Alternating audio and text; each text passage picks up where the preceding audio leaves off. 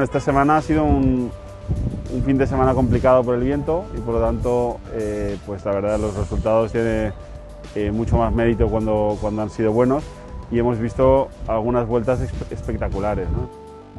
Pues la veritat és que és un veritable honor perquè Terramar sempre ha estat molt vinculat a la competició. S'ha notat al camp i s'ha notat amb el personal del club que ho han fet amb moltes ganes.